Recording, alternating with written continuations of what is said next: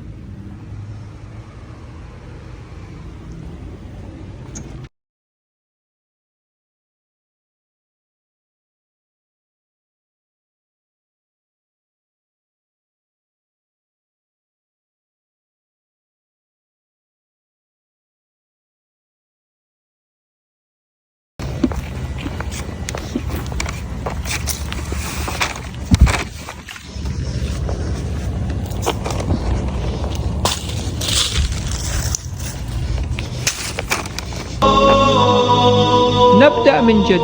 ماذا قال النبي؟ إذا النبي الآن مو موجود بيننا، كلماته موجودة، هديه موجود، أحاديثه موجودة، سيرته موجودة. وأنا أظن إذا واحد يلاحظ تاريخ النبي الأعظم صلى الله عليه وآله من اليوم الأول إلى اليوم الأخير، يشوف بوضوح أن النبي الأعظم من اليوم الأول إلى اليوم الأخير كان يقول علي علي. واضح في حياة النبي، ما يحتاج واحد يقرأ كتب الشيعة، لا حتى يقرأ كتب الآخرين.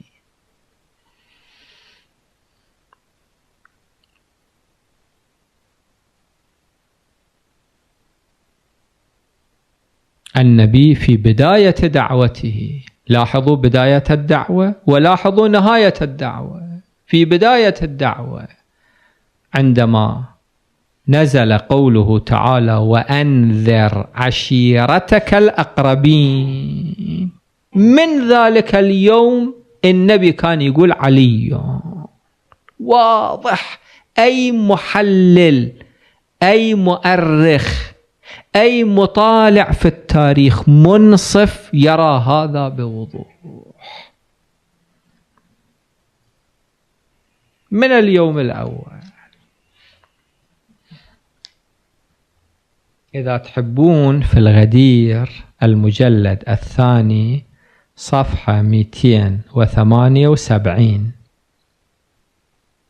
وصفحة 209 إلى صفحة 289 لاحظوا المصادر،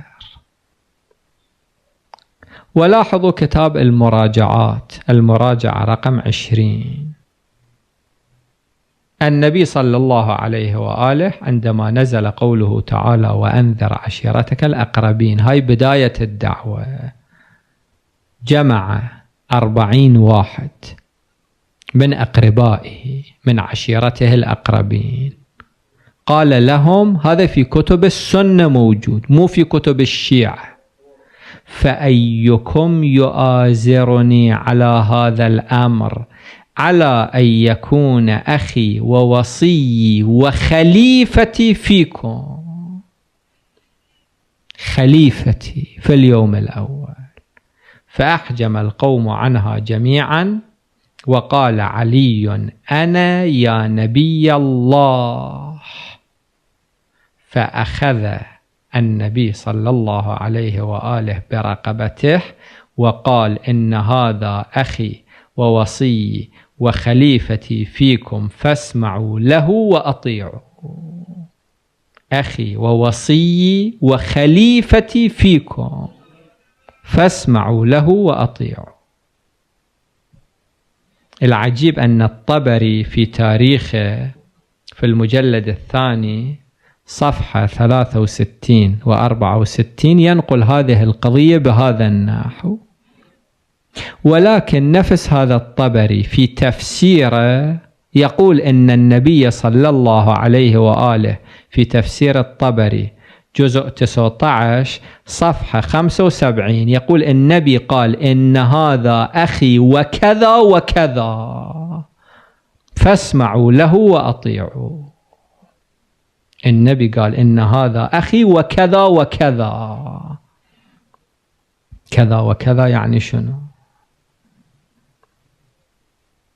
هيكل في كتابه حياة محمد صلى الله عليه وآله، لاحظوا الطبعة الأولى ذكر هذه الكلمات وصي وخليفتي من بعدي، في الطبعة الثانية حذفت هذه الجملة، وكأن الطبعة الأولى لم تكن موجودة ولم تؤلف بيد هذا المؤلف. في أحاديث المرأة إذا تلاحظون محاولة إلغاء علي من التاريخ، المرأة تقول فخرج النبي متكئا على الفضل لعله ورجل آخر. من هذا الرجل الآخر؟ في مرضه صلى الله عليه وآله، فخرج متكئا على لعله الفضل ورجل آخر. من هذا الرجل الآخر؟ علي بن أبي طالب. هناك يكون رجل آخر، هنا لم يكون وكذا وكذا. وفي صحيح البخاري يحذف الحديث كله ويقال فقال علي أما علمت أن النبي قال رفع القلم عن المجنون حتى يفيق. وين أول الحديث وين آخر الحديث؟ واحد يجي يدخل على واحد يقول لا ما علمت، معنى ما له أول وين؟ إلغاء علي من التاريخ، إلغاء أهل البيت من التاريخ، تهميش أهل البيت، إقصاء أهل البيت. هذا في اليوم الأول في بداية الدعوة وحتى نهاية الدعوة. النبي قال ائتوني بدوات وقلم أو نحو ذلك أكتب لكم كتابا لن تضلوا بعده أبدا. فقالوا إن الرجل لا يهجر.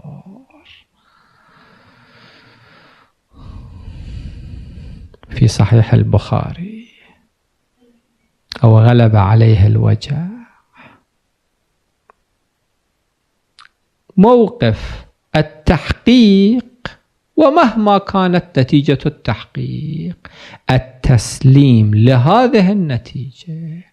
الله سبحانه وتعالى لا يريد منا أن نعبده كما نريد، يريد أن نعبده كما يريد. إذا واحد قال لله سبحانه وتعالى أنا أصلي قبل الوقت، كانت في خدامه دائما يصلي قبل الأذان، كانوا يقولوا لها ليش؟ كانت تقول الله قبل ما يقول لي صلي أنا أصلي. الله يقبل هذه الصلاة؟ هذا منطقها. كان تقول مولاتي قبل ما تقول لي أفرش الصفرة أنا أفرش الصفرة. الله قبل ما يقول لي صلي أنا أصلي. المهم أن نعبد الله كما نريد أو أن نعبد الله كما يريد. الله يقول هذا الوقت صلي. إذا واحد ثانية قبل الأذان بدأ بالله أكبر، ألف الله أكبر كانت قبل الأذان قبل الوقت، يعني الله ما يقبل هذه الصلاة.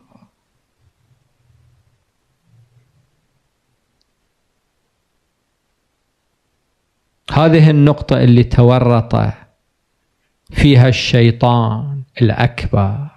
قال لله أعبدك كما أريد لا كما تريد. الله قال ما أريد هذا، لأن الذي يعبد الله، دققوا في هذه النقطة، الذي يعبد الله كما يريد هو، هذا ما دا يعبد الله، هذا دا يعبد نفسه ورأيه وهواه.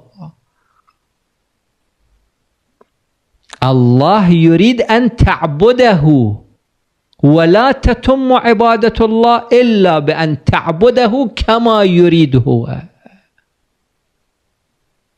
ولذلك الله طرد الشيطان وقال له وأن عليك لعنتي إلى يوم الدين.